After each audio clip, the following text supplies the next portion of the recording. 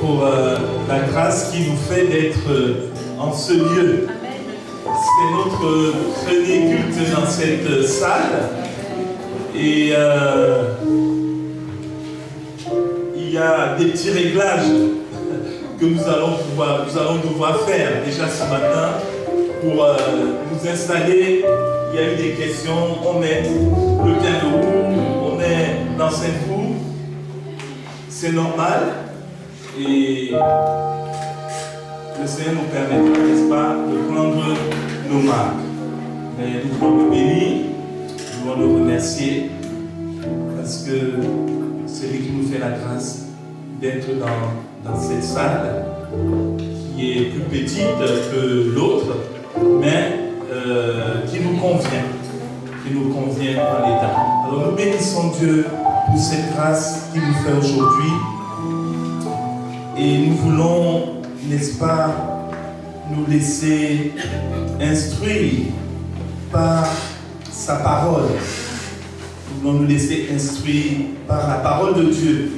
Et ce matin, je vais nous inviter à ouvrir nos Bibles dans le livre du Deutéronome. Deutéronome, c'est l'Ancien Testament. On a compris le 5e livre de la parole de Dieu, dont nous allons lire dans le livre de Deutéronome.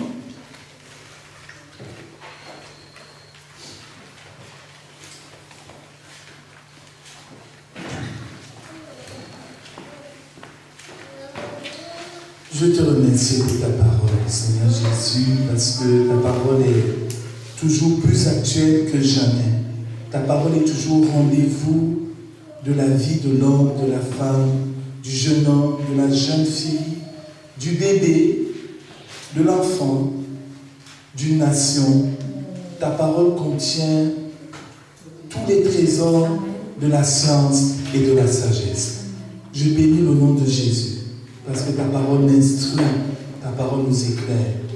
Permets encore que ce matin, je sois un canal de bénédiction pour moi-même et pour l'Église de Jésus-Christ. Cette Église que tu t'es acquise par ton sang, permets qu'elle soit édifiée ce matin, encouragée ce matin, éclairée au nom de Jésus-Christ. Amen. Amen. Deutéronome au chapitre 1.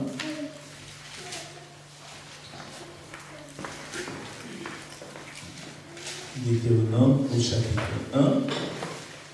On va lire à partir du verset 1 jusqu'au verset 1 jusqu'au verset 8. Deutéronome chapitre 1, verset 1 à 8. Voici les paroles que Moïse adressa à tout Israël de l'autre côté du Jourdain dans le désert dans la plaine. Vis-à-vis de Suf, entre Paran, Tophnél, Laban, Hatzéroth et Dizahab. Il y a 11 journées depuis Horeb, par le chemin de la montagne de Séhir jusqu'à Kadès Barnéa. Dans la 40e année du 11e mois, le premier mois, Moïse parla aux enfants d'Israël, selon tout ce que l'Éternel lui avait ordonné de lui dire. C'était après qu'il eut battu Sihon, roi des Amoréens, qui habitait à Hésbon, et Og, roi de Basan, qui habitait à Ashtaroth et à Édréi. De l'autre côté du Jourdain, dans le pays de Moab, Moïse commença à expliquer cette loi et dit : L'Éternel notre Dieu nous a parlé au Horeb en disant : Vous avez assez demeuré dans cette montagne. Tournez-vous et partez. Allez à la montagne des Amoréens et dans tout le voisinage dans la plaine, sur la montagne, dans la vallée, dans le midi, sur la côte de la mer, au pays des Cananéens et au Liban, jusqu'au grand fleuve, au fleuve d'Euphrate. Voyez, j'ai mis le pays devant vous. Allez et prenez possession du pays que l'Éternel a juré à vos pères, Abraham, Isaac et Jacob, de donner à eux et à leurs postérité après eux. Amen. Merci notre sœur Anne-Laure pour cette lecture. On peut aussi lire le verset 43, toujours du chapitre 1, verset 43.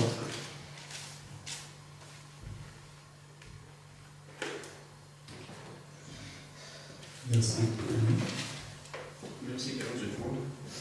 Je vous parlais, vous n'écoutâtes point, vous fûtes rebelles à l'ordre de l'Éternel, et vous montâtes audacieusement à la montagne. Amen. C'est vrai qu'en demandant au Seigneur de quoi j'allais parler ce matin, Dieu m'a mis à cœur ce passage. Cela fait déjà une bonne semaine. Et ce qui nous intéresse, n'est-ce pas, dans ces passages, c'est les versets 5 à 8. Et bien sûr, le verset 43 que nous avons lu.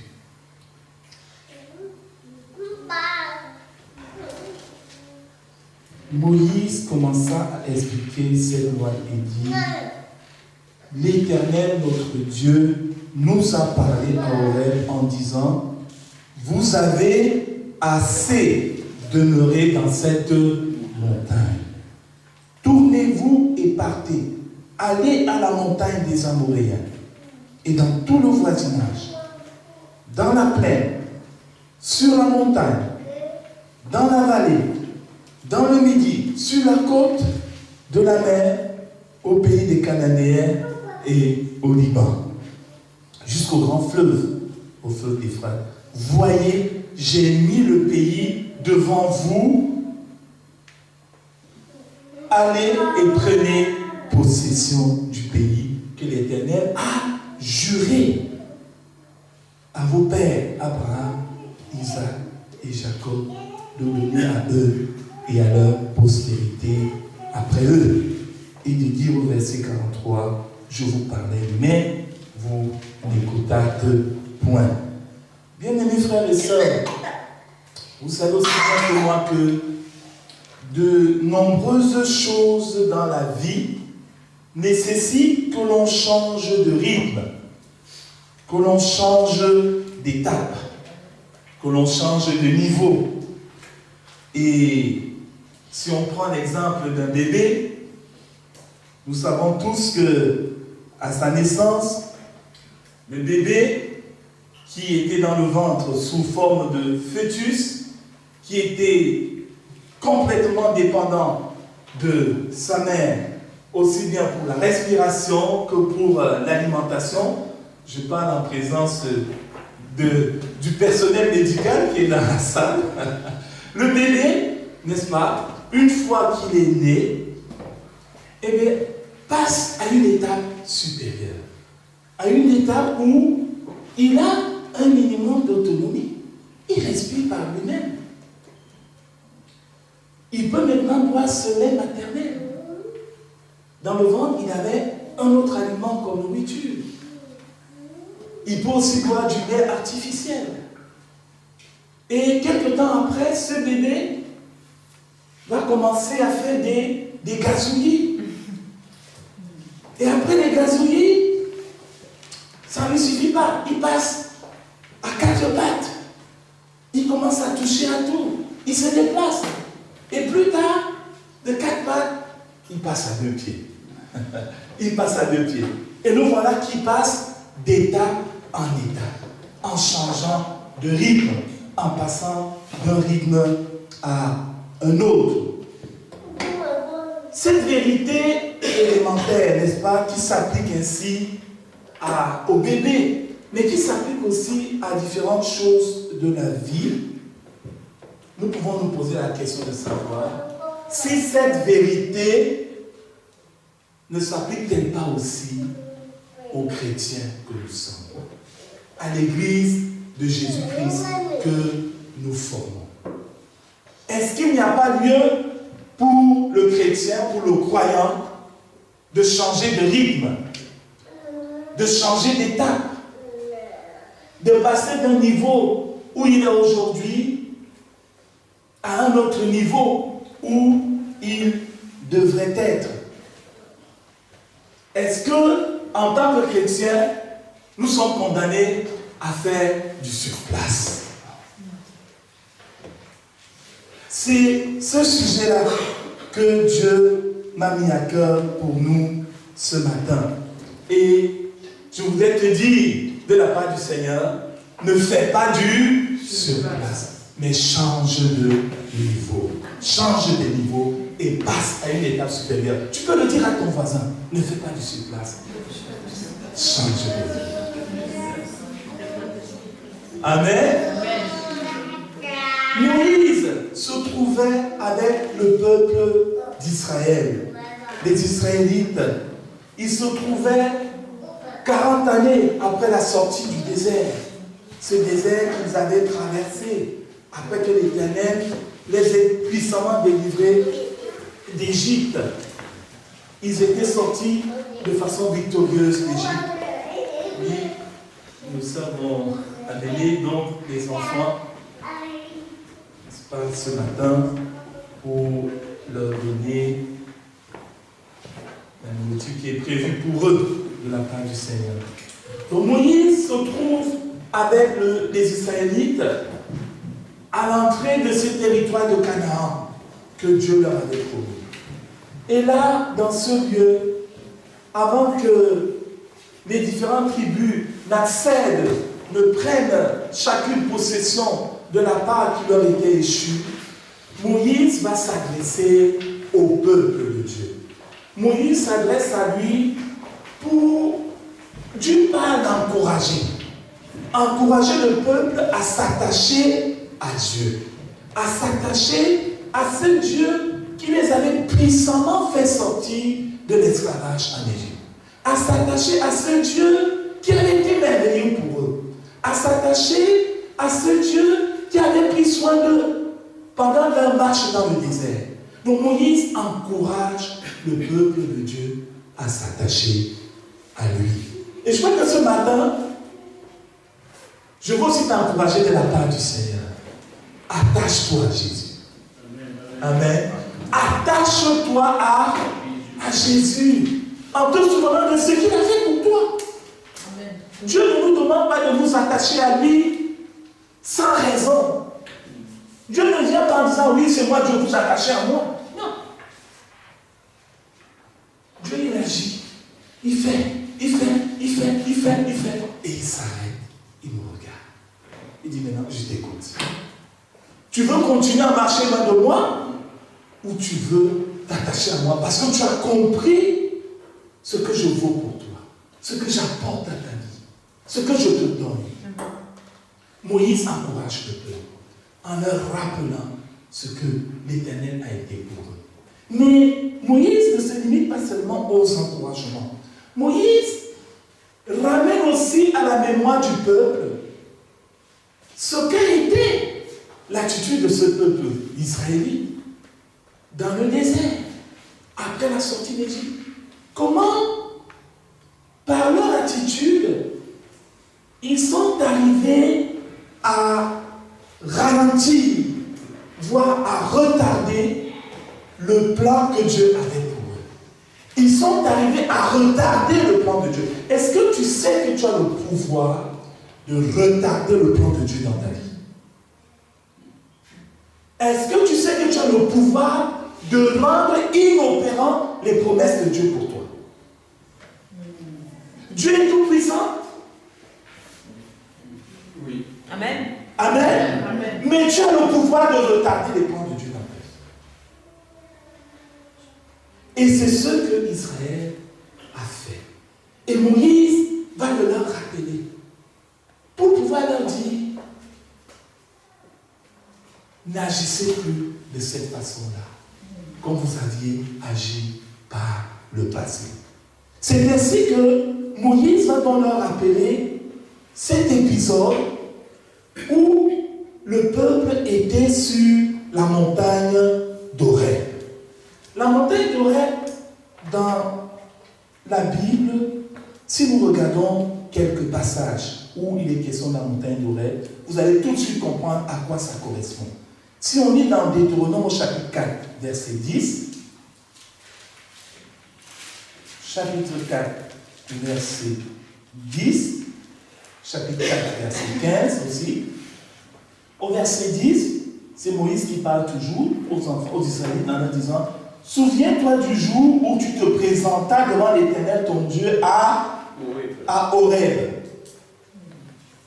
Lorsque l'Éternel me dit: assemble auprès de moi le peuple, je veux leur faire entendre mes paroles, afin qu'ils apprennent à me craindre tout le temps qu'ils vivront sur la terre, et afin qu'ils les enseignent à leurs enfants.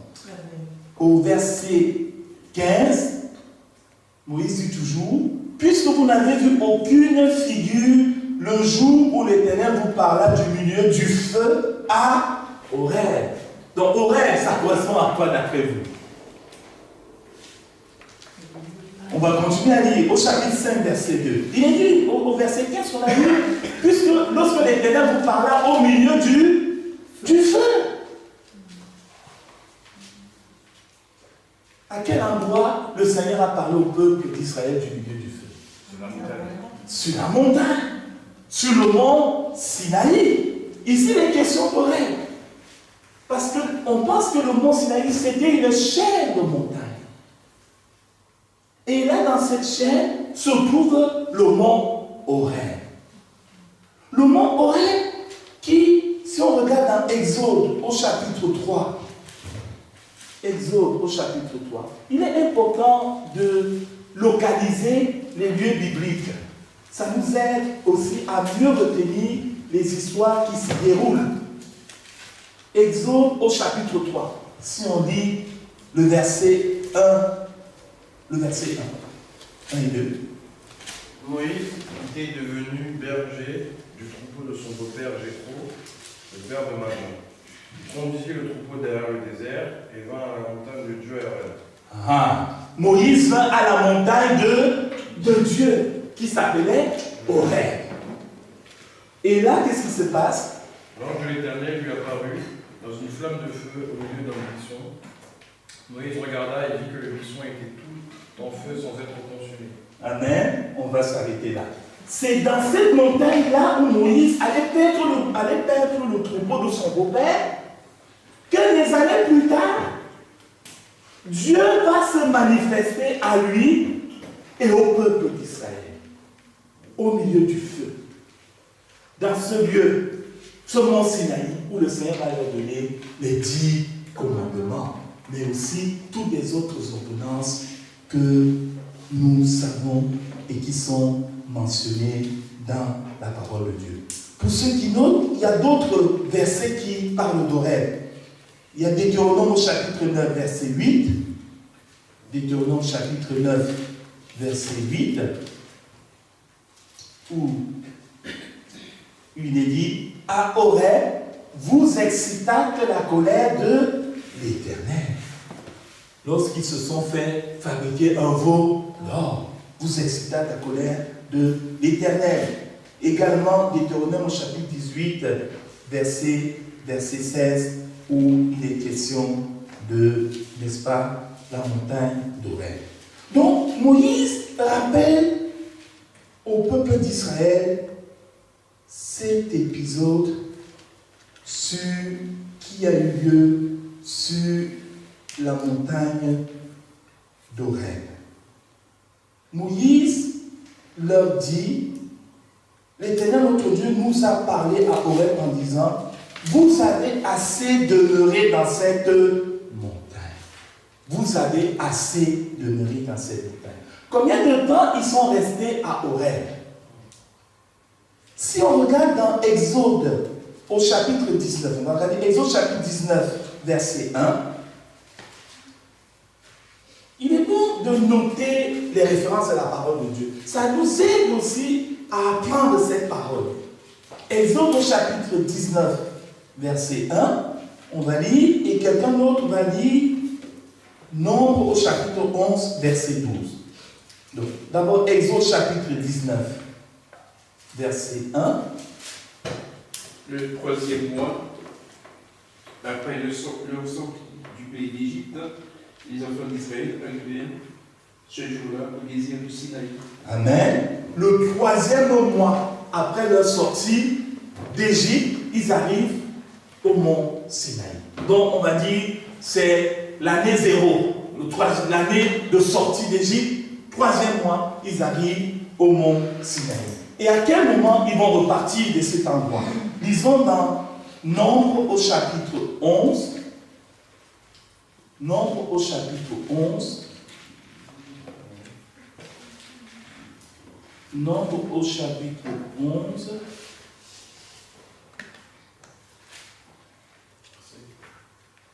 Nombre au chapitre 11, verset 12. Est-ce moi qui suis le père de ce peuple? Est-ce moi qui l'ai mis au monde pour que tu me dises, porte-le contre toi, comme une nourrice porte un enfant, jusqu'au pays que tu as juré à ses ancêtres de lui donner? Oui, merci de faire Daniel. C'est pas tout à fait la référence exacte. Nombre chapitre 10, verset 11. Voilà. Excusez-moi. Nombre chapitre 10, verset 11.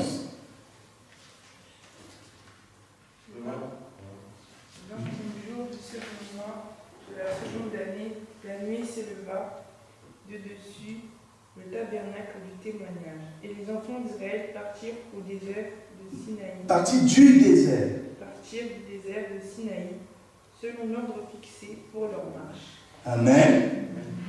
Ils sont entrés dans le désert du Sinaï. Ils sont arrivés au désert du Sinaï le 3e mois, après la sortie d'Égypte. Et ils sont partis du désert du Sinaï le second mois de la seconde année. Donc, globalement, ils sont restés 1 an. Ils sont restés 1 an. 1 an sur la montagne d'Horeb. 1 an dans le désert du Sinaï. Et quand on lit le passage ici qu'on a lu dans Nombre, on a l'impression que leur départ du Sinaï s'est passé sans problème. C'est-à-dire qu'ils sont restés 1 an. Après, au bout d'1 an, ils se sont dit, bon, ok, on y va.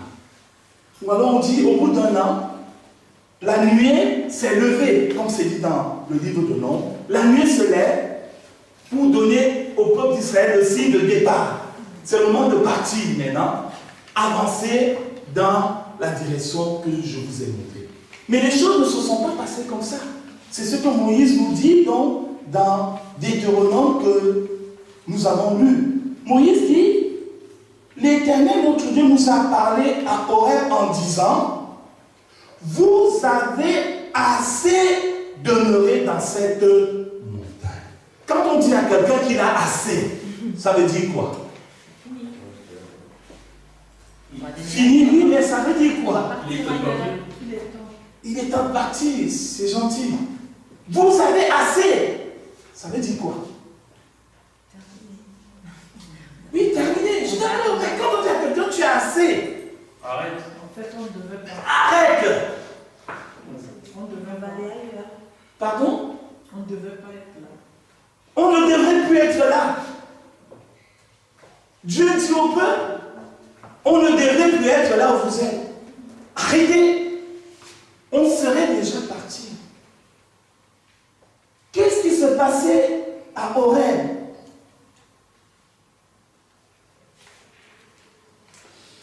On a, en lisant ce texte, on comprend que Dieu a dû forcer Moïse et les Israélites à partir du mont, de la montagne d'Horeb.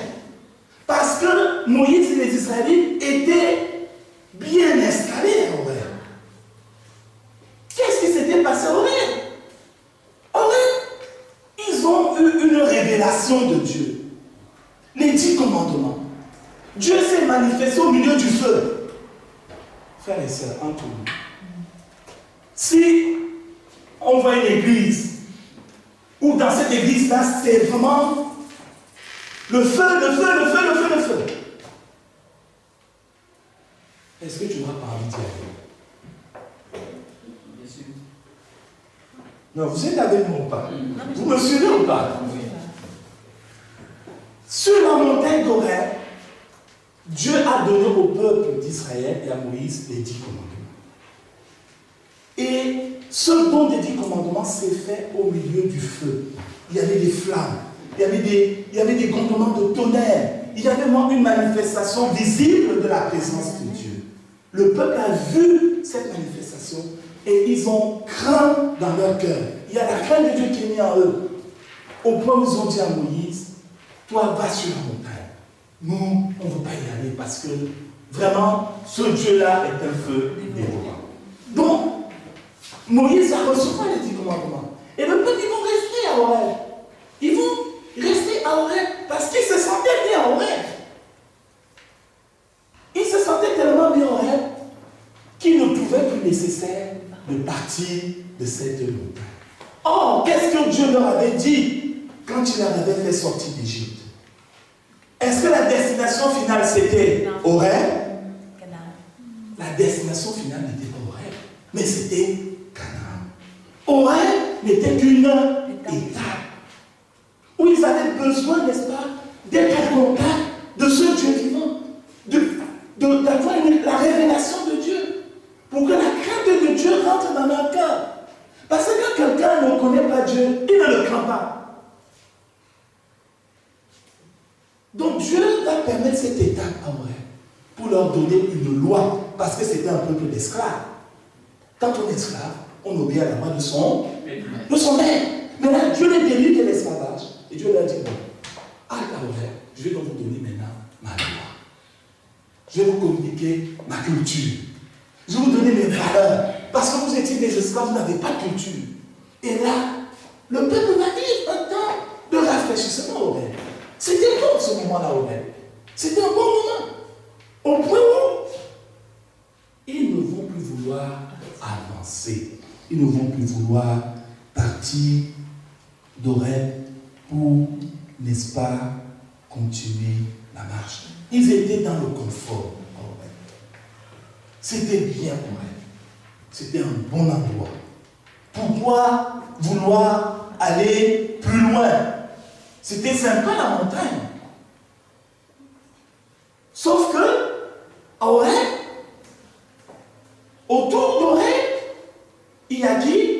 Il y a les ennemis de l'Éternel. Il y a les Cananéens, il y a les Amoréens, il y a les Phérésiens, il y a les Jébusiens, il y a les Hésiens. Tous ces peuples-là qui ne craignaient pas Dieu, qui commettaient des horreurs, qui sacrifiaient des enfants, qui passaient les enfants par le feu, qui pratiquaient l'occultisme, qui faisaient des choses dont l'Éternel avait en horreur. Et Dieu avait décidé de manifester son jugement sur ces peuples-là en utilisant le peuple d'Israël pour lui donner la terre qui appartenait à ces peuples. C'était ça le plan de Dieu. C'est alors que Dieu va forcer le peuple et il va dire à Moïse, il est temps de lever le camp. Ça fait longtemps que vous êtes là. Avancez. Arrêtez de faire du sur-place. On a un passage similaire que je voudrais lire dans Genèse au chapitre 11. Genèse au chapitre 11. J'aimerais qu'on le lise. Vous verrez la similitude qu'il y a, n'est-ce pas, avec le texte que nous sommes en train de lire dans Deutéronome. Genèse au chapitre 11, à partir du verset 1 jusqu'au verset 9. Si quelqu'un peut lire pour lui. Toute la terre avait une seule langue et les mêmes mots. Quand ils étaient partis de l'Orient, ils trouvèrent une plaine au pays de Shinéar et ils y habitèrent. Ils se dirent l'un à l'autre, allons, faisons des briques et cuisons-le au feu. Et la brique leur servit de pierre et le bitume leur servit de ciment. Ils dirent encore, allons, bâtissons une nouvelle ville et une tour dont le sommet touche au ciel. et faisons-nous un nom, afin que nous ne soyons pas dispersés sur la face de toute la terre. L'Éternel descendit pour voir la ville et la tour que bâtissaient les fils des hommes. Et l'Éternel dit, voici, ils forment un seul peuple et ont tous une même langue. Et c'est là ce qu'ils ont entrepris maintenant. Rien ne les empêchait de faire tout ce qu'ils auraient projeté. Allons, descendons, et là, confondons leur langage, afin qu'ils n'entendent plus la langue les uns des autres. Et l'Éternel les dispersa loin de là, sur la face de toute la terre, et ils cessèrent de bâtir la ville. C'est pourquoi on l'appela du nom de Babel, car c'est là que l'Éternel confondit le langage de toute la terre, et c'est de là que l'Éternel les dispersa sur la face de toute la terre. Amen. Voilà une situation similaire, où il nous est dit, n'est-ce pas, qu'après le déluge, tous les hommes avaient un même langage. Tout le monde parlait la même langue. Et ils avaient les mêmes mots. C'était beau. C'était magnifique. Plus de problème de traduction. Il n'y aurait pas eu de problème de Brexit ou que sais-je. Tout le monde était ensemble. Ils parlaient le même mot. Ils avaient le même mot, parlaient le même langage. Ils ont trouvé un bel endroit, une plaine, verdoyante, toute belle. Ils se sont dit, qu'est-ce qu'on fait? On ne va pas s'ennuyer, aller au loin. On reste là. On va se construire une ville. On va se bâtir une tour. Et notre tour va toucher le ciel.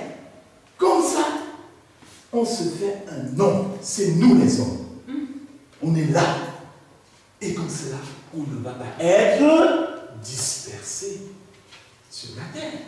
Oh, qu'est-ce que Dieu avait donné comme mandat à Adam et Ève?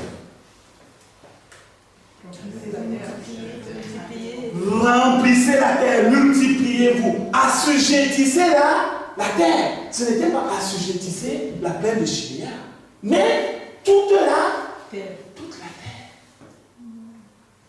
Mais qu'est-ce qu'ils se disent? Ils se disent non. Nous, on reste là. Il ne faut pas qu'on soit dispersé sur la face de toute la terre. Ça paraît une bonne idée. On a envie de dire, mais quand même, ils ont un peu raison. Mais oui, on était bien, c'était bien. Pourquoi on veut qu'ils aillent loin? Ils restent ensemble. C'est chouette. Pourtant, ce n'était pas le mandat que Dieu leur avait donné. Et il nous a dit que l'Éternel fit quoi? L'Éternel dit, ah, voici, ils font un seul peuple, et tous ils ont maintenant. Et c'est là ce qu'ils ont entrepris. Dieu va voir. Ah, ils ne veulent pas. Ils ne veulent pas suivre mon mandat. Ils ne veulent pas obéir. Et Dieu va apporter la dispersion. Du coup, donc on parlait français. D'autres vont parler, je ne sais pas quelle langue. Ainsi de suite. Différentes langues vont naître. C'était la confusion. Ceux qui parlaient la même langue se retrouvaient ensemble. Ils prenaient leur direction. C'est ainsi que, de cette confusion, la terre va être colonisée, je veux dire, par les hommes. C'est une situation similaire, n'est-ce pas, à celle que nous avons lue dans Deutéronome au chapitre 1. Et je pense qu'on peut y tirer différentes leçons pour nos vies. Dieu est celui qui voit l'état dans lequel nous nous situons. Dieu voit dans quel état ta vie se situe. Quel est l'état actuel de ta vie? Dieu le voit. Dieu est celui qui connaît les étapes de nos vies. Il sait que peut-être là maintenant tu es dans le désert. Il sait que non, là maintenant tu es dans un temps de joie. Dieu sait. Jésus nous le dit. Il dit, votre Père Céleste sait de quoi vous avez besoin avant même que vous lui demandiez. Dieu sait. Il voit l'état dans lequel tu te trouves. Il le voit. Et David, vous savez, pouvait dire, où irai-je loin de ta sauf sans talent. Il dit, où irai-je? Si je dis, je vais me lever, aller dans une île où je suis le seul être humain, arriver là-bas, je vais te trouver. Tu arrives avant moi. Si je dis, je vais aller sous la mer, je vais te trouver. Parce que même sous la mer, je vais rencontrer des merveilles, des créatures. Et je vais dire, ah, Dieu est déjà passé par là. Dieu voit l'état dans lequel tu te trouves. Je pense que c'est quelque chose qui doit nous rassurer. À ne pas nous inquiéter, nous alarmer. Mais dis, Père, tu sais dans quelle situation je me trouve. Amen. Tu sais dans quelle situation je me trouve. Tu sais. Avant que je m'apporte, tu sais. Et je viens à toi avec confiance. Dieu sait dans quelle situation, dans quel état nous nous trouvons. Mais Dieu ne se limite pas au fait de savoir. Dieu veut que tu progresses dans la direction qu'il te montre dans sa parole. Amen. Dieu veut que tu progresses dans la direction qu'il te montre dans sa parole. C'est dans 1 Jean chapitre 3, verset 2. C'est un verset que nous connaissons. 1 Jean chapitre 3, verset 2. Qu'est-ce qu'il est dit?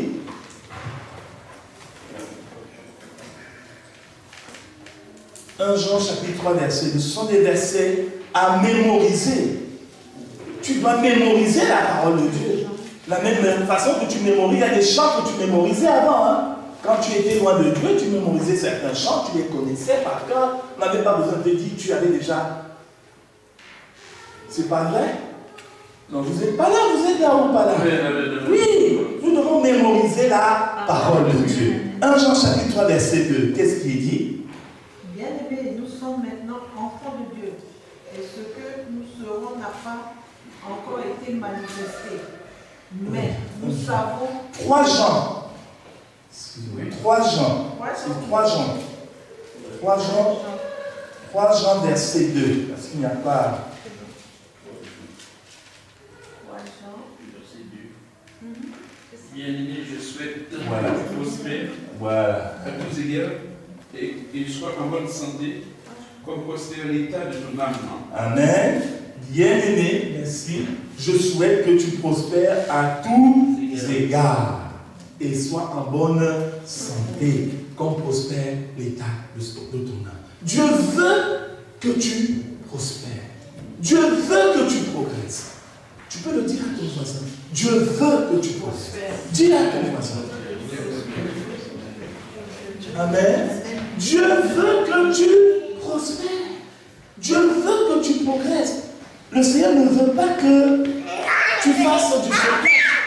Malheureusement, certains chrétiens ne veulent pas grandir avec Dieu. Ils ne veulent pas grandir. Ils préfèrent faire du surplace avec Dieu. Certains chrétiens préfèrent rester dans l'enfance avec Dieu. Ils aiment, ah, c'était bon avant, c'était bon ces jours-là, c'était bon. Mais oui, certainement, le bébé, il pourrait aussi dire que c'était bon. Le moment, il buvait que le lait. C'était très bon. Mais à un moment, ne croire que le lait ne va plus suffire à sa croissance. Donc il faut qu'il passe à une autre étape qui change de niveau. Tu dois accepter de progresser avec Dieu. Amen. C'est une nécessité pour toi de progresser avec Dieu. Si tu ne progresses pas avec Dieu, tu ne pourras pas gérer l'héritage que tu as pour toi. Un enfant ne peut pas gérer l'héritage. L'héritage est géré par des fils et des filles adultes, des princes et des princesses. C'est là qui gère l'héritage. Tu dois accepter de progresser avec Dieu et ne pas, n'est-ce pas, vouloir faire du surplace et ne pas rester sur la montagne d'Horeb comme les Israélites ont voulu rester sur cette montagne, choisissant par eux-mêmes de ne pas aller dans la direction que Dieu leur montrait. C'est une direction d'aller prendre possession, d'aller conquérir la terre qui leur avait été promise. Mais la conquête de cette terre devait se faire par des combats. Il n'allait pas arriver à bienvenue à Canaan. La terre est à vous. Dieu l'a dit. Mais non, il fallait qu'il combatte. Il fallait qu'il combatte. Il y a des enfants de Dieu qui n'aiment pas combattre. Ils ne combattent pas. Il y a une pensée qui vient en lui, il ne combat pas. Il voit un jeune homme, une jeune fille, son corps bat tout. Il court. Il ne dit pas non. Au nom de Jésus, il ne refuse pas en lui. Il ne combat pas. Quand il parle, les gros mots sortent, il trouve ça normal. Non. Tu dois combattre. Amen. Au nom de Jésus-Christ, tu dois combattre. L'ennemi en face ne va pas te donner le terrain parce que Dieu l'a dit. Le diable ne va pas te dire, comme Jésus a vaincu sur la croix, ok, viens, tu prends la place. Non. Tu dois lui dire, dehors. Amen. Au nom de Jésus-Christ, dehors. Parce que Christ a vaincu. Tu dois combattre pour prendre possession de ce que Dieu a prévu pour toi. Israël ne voulait pas prendre le risque d'obéir à Dieu. Ils étaient bien sur le montagne. Ils étaient bien. Comme nous sommes aussi bien quand nous nous retrouvons dans l'église, dans nos rassemblements. On vit des bons moments. On loue Dieu. On est content. Dieu nous motive, Dieu nous tient. Mais est-ce que la finalité, c'est comme Dieu? Et puis après, on rentre chez nous, et puis on redevient la vie normale, comme c'est le dernier. La finalité, c'est quoi? C'est quoi la finalité de ce temps de communion avec le Seigneur? Le salut. Mais quand la finalité de ces moments que nous vivons, après ces moments, c'est quoi? C'est à mettre en application. Regardons ce que le passage nous dit. Le passage dit, vous avez assez demeuré dans cette montagne. Tournez-vous et partez. Allez à la montagne des Amoréens. Les Amoréens, c'était les amis d'Israël. C'était les ennemis d'Israël. Mais Dieu dit, vous allez dans leur montagne. Dieu te dit ce matin, quand tu finis ces temps de rassemblement, il te dit, tu vas à la montagne des Amoréens. Les Amoréens, c'est des collègues de travail qui insultent Dieu chaque fois. Qui, quand ils te voient, disent, ah, voilà la chrétienne. Qui murmure contre toi. Voilà donc les Amoréens. Et Dieu te dit, c'est là-bas que tu vas. Il y a des chrétiens qui disent, Seigneur, non. Moi, je veux pas aller chez les Amoréens. Je suis bien à la montagne. Horeb, c'est chouette. Dieu dit, destination, montagne des Amoréens. Amen. Qui va parler de Jésus aux Amoréens? Dieu ne va pas envoyer un ange. Mais c'est toi, mon frère. C'est toi, ma soeur. Dieu dit, ça y est. Maintenant, vous allez à la montagne des Amoréens. Mais à la montagne des Amoréens, c'est le jour de combat. C'est Dieu, la montagne des Amoréens. Mais l'Éternel, il donne une promesse. Il dit quoi au peuple? Il dit, au verset 8, il leur dit, voyez, j'ai mis le pays devant vous. Amen. Il dit, j'ai mis le pays devant vous. Allez et prenez possession du pays que l'Éternel a juré. Dieu s'est engagé devant Abraham. Il dit, je vais donner ce pays à ta postérité. Tu ne t'es même pas accordé. Quand Dieu a pris son engagement. Dieu a dit à Abraham, toutes les familles de la terre seront bénies en ton nom. Tu n'étais pas né, j'étais pas né. Dieu a accompli sa promesse à travers le descendant d'Abraham qui est Jésus-Christ. Et maintenant, nous aujourd'hui, Dieu nous dit, vous allez à la montagne des Amoréens. Vous allez prendre possession du pays que j'ai juré de donner à Abraham. Montagne des Amoréens. Il dit, Dieu l'a dit, vous allez au pays des Cananéens. Là encore, les Cananéens, c'était encore d'autres ennemis de Canaan, c'était des lieux imprenables. Vous allez au Liban, jusqu'au grand fleuve, au fleuve d'Euphrate. Et le Seigneur dit, allez à la montagne des Amoréens et dans tout le voisinage. Pas seulement la montagne des Amoréens, mais Dieu veut que tu ailles dans ton voisinage. Est-ce que ton voisinage connaît Jésus? Est-ce que ton voisinage connaît Jésus? Souvent on dit, on pense qu'on est sauvé, on est bien chez nous, ça va. Et puis un jour on te dit, sur le passé là, il y a eu un suicide. Toi, avec Jésus chez toi, tu seras content. Tu vas te dire, mais est-ce que j'ai fait ce que j'aurais dû faire? Est-ce que j'ai parlé? Est-ce que je n'ai pas comprendre Christ?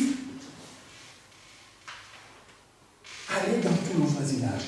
C'est une image de cette extension du royaume de Dieu. Ça rejoint ce que Jésus a dit aux disciples. Le jour où il a été enlevé au ciel. Vous serez mes disciples dans la Judée, dans la à Jérusalem et jusqu'aux extrémités de la. Le mandat est le même. Ce sont les mêmes paroles. Dieu ne veut pas que l'Église fasse du surplace. Dieu ne veut pas que le chrétien fasse du surplace. Dieu veut que tu puisses prospérer en qualité dans ta relation avec lui, mais aussi en quantité. Parce que Dieu veut que d'autres personnes viennent à lui. Et c'était déjà ce mandat-là. Le peuple devait aller soumettre ces nations-là. Mais Israël ne voulait pas prendre le risque de livrer à Dieu. C'était très bien de rester en Amoréen. Qui va prendre le risque d'aller combattre les Amoréens? Ce sont des méchants, des redoutables. Qui va prendre le risque? Tu dois combattre les méchants ennemis dans ta vie. Ces ennemis, ce ne sont pas les gens du dehors. C'est aussi ce dont Jésus nous parle. Jésus dit, car c'est du dedans, c'est du cœur de l'homme que viennent les mauvaises choses. Ces mauvaises choses-là, ce sont des ennemis dans ta relation avec Dieu. Tu dois les combattre. Je dois les combattre. Je dois les combattre au nom de Jésus. Parce que Dieu a vaincu. Dieu a déjà vaincu. Mais il faut que je soumette à ce qu'il dit. Je prenne, n'est-ce pas, possession du territoire. Ne considère pas que tu es déjà arrivé jusqu'au but. Tu n'es pas encore arrivé au but. Nous ne sommes pas encore arrivés au but. Amen. Nous devons accepter de prendre le risque d'aller dans la direction que Dieu nous montre. Même si c'est des Amoréens qui sont là. Dis Seigneur, c'est au nom de Jésus-Christ que je vais dans mon travail. Même si c'est là où j'ai des collègues difficiles, au nom de Jésus-Christ, je vais dans mon travail. J'y vais. Et je vais en vainqueur. Je ne vais pas étant comme quelqu'un qui est vaincu en rasant les murs. Non. Dieu ne veut pas que tu rases les murs. Dieu ne veut pas que je rase les murs. Il dit, voici, je t'ai donné le pays en héritage. C'est toi l'héritier juridique, légal, c'est toi. C'est pas l'autre. Alors, vas-y. Je suis avec toi, te dit le Seigneur ce matin. Quelques signes qui montrent qu'un chrétien est suffisant. C'est-à-dire qu'il a déjà une attitude de quelqu'un qui est arrivé au bout de la course. Qui montre qu'il pense qu'il arrive au bout de sa course. C'est le fait d'être suffisant. Quand on est suffisant dans notre relation avec Dieu, quand on se voit suffisant, par exemple, dans la lecture de la parole de Dieu, on lit un verset, on dit c'est bon. C'est comme si, toi qui es adulte, on te donnait un biberon. Tu prends un biberon et tu dis c'est bon, je suis rassasié. Qui parmi nous serait rassasié par un biberon? Même les bébés qui sont là, les enfants qui sont là, ils se contentent d'un biberon. Et pourtant, il y a des chrétiens, pour leur journée, ils prennent un biberon. Mais tu auras une victoire de biberon. Ça veut dire que tu vas subir la journée. Tu vas subir les choses. La Bible nous dit que la parole de Dieu est l'épée de l'esprit. Une épée, c'est pour faire quoi? C'est pour détruire l'ennemi. Donc, tu as besoin de t'imprégner de cette parole. J'en ai besoin. Amen. Lis cette parole. Amen. Lis la parole de Dieu, mon frère. S'il te plaît, lis la parole de Dieu. Amen. Si tu passes 2 heures devant la télé, ne lis pas la parole de Dieu, c'est nul. Tes 2 heures vont effacer ce que tu as lu. Contrôle le temps que tu passes devant la télé. Tu passes 2 heures devant la télé. Passe 1 heure. ou plus salir la parole de Dieu. Pour que ça reste dans ton cœur. Pas pour que tu dises j'ai lu, mais pour que ça reste. Ne sois pas suffisant. Ne sois pas suffisant dans la prière. Quand on est suffisant dans la prière, on est en danger. La Bible dit que celui qui est debout prenne garde. Quand il y a la prière collective, communautaire à l'église, viens. Ne reste pas à l'écart. Tu es en danger. Tu es en danger. Dimanche dernier, quand on priait, M. Merman, il n'y a que de dire, parce qu'il y a eu cet appel, on disait, si tu te sens concerné par la paix, viens on va prier pour toi. Mais vraiment, viens. Mais si tu restes, et qu'en réalité tu es concerné, mais que tu restes, fais attention à toi. Et nous avons vu ce qui s'est passé dimanche dernier, quand on priait. Nous devons faire attention, bien-aimés, ne sois pas suffisant. Cherche toujours à apprendre. Amen. Il faut que tu cherches toujours à connaître Dieu, connaître Christ. Nous ne sommes pas encore arrivés au bout de la connaissance. Nous connaissons en partie. Nous connaissons en partie. Et comme on l'a vu, engage-toi à gagner le bon combat de la foi. Il faut que tu combattes. Tu combattes les ennemis. Il y a des choses dans nos vies. Peut-être tu as un sale caractère. Peut-être que tu t'irrites chaque fois. Il faut combattre cela. La colère ne va pas partir comme ça d'elle-même. Tu dois l'indexer devant Dieu. Seigneur Jésus, il y a ça en moi. Je m'irrite facilement. Je m'irrite facilement. Et je perds même mon latin. Je commence à dire n'importe quoi. Viens m'aider, Seigneur. Ça m'humilie. Les gens ils me voient comme ça, mais en même temps, quand je m'irrite, finalement, on me méprise. Frères et sœurs, il faut combattre ces choses dans nos vies. Il nous faut travailler devant Dieu. Le Seigneur est avec nous. Il a fait cette promesse de nous aider. Lui qui a vaincu l'ennemi de nos âmes. Autre chose, c'est celui qui considère qu'il arrive au bout, n'est-ce pas, de la course. C'est lorsqu'on n'a plus à cœur des intérêts de Dieu. Comme les Israélites, ils n'avaient pas à cœur les intérêts de Dieu. L'intérêt de Dieu, ce n'était pas qu'ils restent à Horeb, c'était qu'ils aillent assujettir ces nations païennes-là qui blasphémaient le nom de Dieu, qui méprisaient la grâce de Dieu, et l'intérêt de Dieu, la gloire de Dieu était là-bas. La gloire de Dieu n'était pas que Israël reste sur la montagne d'Horeb. Amen.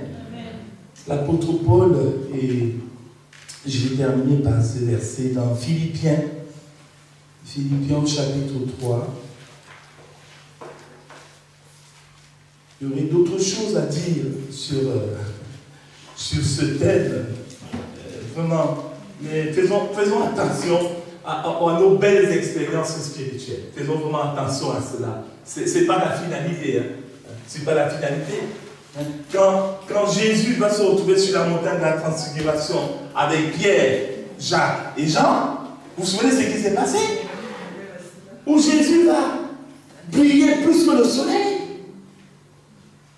Et Pierre, et on va voir Pierre et Jacques et Jean vont voir Moïse. Et puis le prophète Élie qui vont apparaître là devant Jésus, causant avec Jésus. Pierre dit à Jésus, on reste ici. On fait 3 temps, c'est bon, on reste ici. On reste là. 3 temps. Et on est cool. Mais après, Jésus leur dit, on retourne dans la vallée. Parce qu'il y a du travail à faire dans la vallée. S'ils étaient restés sur la montagne, est-ce que Pierre aurait fait le discours de la Pentecôte? Est-ce que 3000 personnes se seraient converties au discours de Pierre? Est-ce que l'Église serait née? Non. Donc quand tu fais du surplace, tu bloques la bénédiction de Dieu dans ta vie. La bénédiction de Dieu est faite aussi du surplace. Elle est bloquée. Elle ne se libère pas. Considère cela comme un danger pour ta vie. Faire du surplace en tant que chrétien, c'est très grave. C'est très dangereux. Parce que ça bloque les bénédictions de Dieu dans ta vie. Du coup, il y a des chrétiens qui sont frustrés. Tu peux même prier. Rien ne va. Tu vas te dire, mais Seigneur, il y a un problème de prière. Mais c'est que tu es en train de prier. Mais en fait, Dieu ne peut pas agir. Parce que lui-même, ce croyant ou ce chrétien, elle-même a pu le bloquer la bénédiction. La bénédiction fait du surplace. Dieu ne peut pas arroser davantage. Il dit que celui qui arrose lui-même sera arrosé. Comme tu n'arroses pas, comme tu t'es bloqué dans la marche, la bénédiction est bloquée. Et l'apôtre Paul, il dit dans Philippiens au chapitre 3, oui, à partir du verset 12, c'est pas que j'ai déjà remporté le prix, ou que j'ai déjà atteint la perfection, mais je cours pour tâcher de le saisir, puisque moi aussi j'ai été saisi par Jésus-Christ. Après, je ne pense pas l'avoir saisi, mais je fais une chose, l'oubliant ce qui est en arrière, et m'important vers ce qui est en avant. Je cours vers un but pour remporter le prix de la vocation céleste de Dieu en Jésus-Christ. Amen. Amen. Oubliant ce qui est en arrière. Je cours vers le but pour remporter le prix de la vocation céleste de Dieu en Jésus-Christ. Oublie ce qui est en arrière. En arrière, il y a des bonnes choses que tu as vécues. Il y a des moins bonnes. Et Dieu te dit, oublie ce qui est en arrière et maintenant, allez dans la direction. Allons dans la direction que Dieu nous montre. Amen. Allons dans la direction que Dieu nous montre. Parce que la direction que Dieu nous montre est toujours la bonne direction. Amen. C'est celle de la bénédiction que Dieu a prévue à son Église. Que Dieu soit loué pour sa parole de ce matin. Amen. Est-ce que nous pouvons prier ensemble?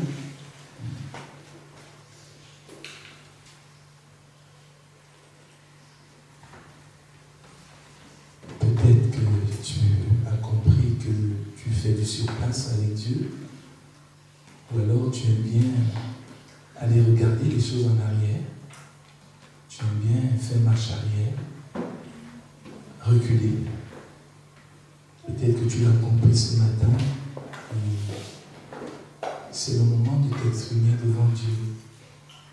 Par le Seigneur. Confesse, lui, ton état. Lui, il connaît, mais il a besoin que toi-même tu le reconnaisses aussi. Parce qu'il est difficile de soigner un malade qui ne reconnaît pas qu'il est malade. Il est difficile de lui apporter les soins. Par le Seigneur. Peut-être que tu fuis la montagne des Amoréens. Tu fuis cette montagne. Mais Dieu te dit, c'est là-bas que tu dois aller. Et il est avec toi. C'est le moment de demander pardon à Dieu pour le manque de foi. Parce que le manque de foi apporte la peur dans le cœur. Bien-aimés frères et sœurs, c'est le moment de prier, de s'adresser au Seigneur. Amen. Je vais demander à Daniel de venir au piano. C'est le moment de parler au Seigneur.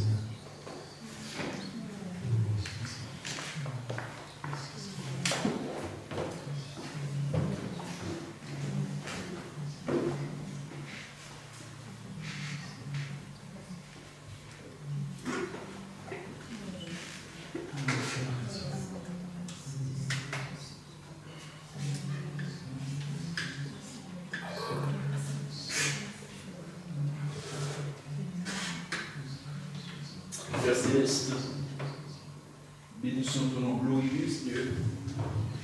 Je te remercie des richesses spirituelles, Seigneur. Seigneur, tu as dit dans ta parole, vous connaîtrez la vérité et la vérité vous affranchira, la vérité vous doit dire, Seigneur. Donc, Seigneur, viens nous affranchir, Seigneur. Viens, Seigneur, enlever, Seigneur, tout ce qui nous empêche d'avancer avec toi, Seigneur. Seigneur, viens changer notre état d'esprit, Seigneur. Viens changer notre cœur, Seigneur. Tout ce qui nous empêche d'avancer avec toi, Seigneur. Seigneur, nous te remettons toutes choses entre tes mains, Seigneur. Viens nous aider, Seigneur, parce que Seigneur, sans toi, Seigneur, nous ne pouvons rien faire, Seigneur. C'est sur toi, Seigneur, que nous comptons, Seigneur. Nous espérons en toi, Seigneur. Car nous ne voulons pas faire du sur toi, Seigneur. Moi, je ne veux pas faire du sur toi, Seigneur. Je veux, Seigneur, pour connaître ton nom, Seigneur. Oh, Seigneur, merci. Merci encore pour ta grâce. Merci pour tout ce que tu as fait pour moi de ma vie. Amen. Oh, gloire à Jésus. Élève la voix, Seigneur. Élève ta voix. Parle-lui. Dis-lui que tu ne veux pas faire du surplace. Tu fais du surplace. Seigneur éternel, nous te bénissons pour ta parole ce matin. Seigneur, nous voilà pour l'apôtre Paul et ce quotidien. J'avais besoin encore d'une aide. Nous avons donné de la nourriture solide. Seigneur, ton serviteur nous a encouragé, exhorté à pouvoir aller de l'avant avec toi. Seigneur, je voulais te demander encore une flamme. Beaucoup de flammes dans mon cœur pour toi. Alors, Seigneur, voir le parcours, la fatigue de la vie. Et je voulais être, Seigneur, enflammé pour que je puisse porter cette flamme, la flamme de ton amour, à d'autres, ceux qui ne te connaissent pas, Seigneur. Oh Dieu, remplis-moi de ton amour, remplis-moi de la flamme, donne-moi du zèle, Seigneur, dans ta parole. Seigneur, j'ai besoin encore plus de zèle pour toi. J'ai besoin encore plus de force pour pouvoir aller conquérir, Seigneur, pour la gloire de ton nom. Seigneur, il y en a des âmes à sauver. Seigneur, si nous faisons sur place, si nous restons sur place, Seigneur, eh bien, les gens ne connaîtront pas ta parole. Tu nous as donné cette grâce, ce ministère pour pouvoir faire entendre ta parole. Seigneur, tu nous as dit d'agir. Et nous sommes sur place, Seigneur. Seigneur, tu nous donnes ce zèle, tu donnes l'évangile, pour que nous puissions, Seigneur, nous lever pour toi. Seigneur, nous lever pour toi. Ne pas rester dans cette position inactive. Nous ne soyons pas inactifs, Seigneur, mais que nous soyons bouillants pour toi. Seigneur, aide-nous en ce matin. Aide-nous en ce matin, Seigneur. Oh Dieu, Père, que nous puissions attaquer Madian, attaquer tout ce qui est puissant d'opposition, ces Amoriens. Oh Dieu, que nous puissions prendre possession, Seigneur, de terrain. Seigneur, pour conquérir les âmes de toi. Seigneur, tu nous as donné la force, tu nous as donné tout ce qu'il faut, Seigneur, pour aller de l'avant avec toi. Donne-nous, Seigneur, saisir les armes, parce que tu vas mettre à notre disposition des armes. Seigneur, pour combattre, Seigneur, combattre l'ennemi. Prenez le bouclier de la foi. Seigneur, que tous les armes soient à notre disposition. Aide-nous, Seigneur, Père Céleste, à pouvoir prendre des armes, à pouvoir gagner des armes à la gloire de ton nom. Seigneur, merci. Dans le nom de Jésus. Amen.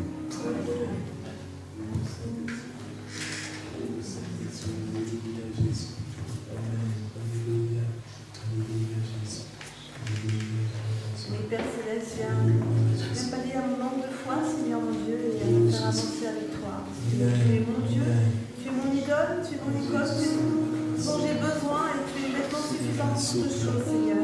Merci parce que je suis attachée à toi, je veux être unie, soudée à toi. Sans toi, je ne peux rien faire, Seigneur, et je veux grandir dans tes voies, Seigneur. Sanctifie-moi, purifie-moi, aide-moi à aller de l'avant, parce que je sais que je suis ton enfant, je sais que je suis ton témoin, je sais que je suis ta servante, et que je suis l'instrument de tes mains, Seigneur mon Dieu, et que là où tu m'as mis, c'est pour pouvoir témoigner de ta grâce, de ta puissance, de ton autorité et de ton salut à toute personne, Seigneur. Merci parce que je sais que tu es chemin. Merci encore de me faire évoluer avec toi, Seigneur mon Dieu, dans ma relation avec toi et dans ce que tu m'as demandé de faire pour toi, Seigneur. Merci parce que sans toi je ne suis rien, Seigneur. Je ne peux avancer, Seigneur. Alors par ton esprit, Seigneur mon Dieu, rends-moi comme tu veux que je sois, Seigneur mon Dieu. Change-moi, Seigneur mon Dieu, et sanctifie-moi, Seigneur.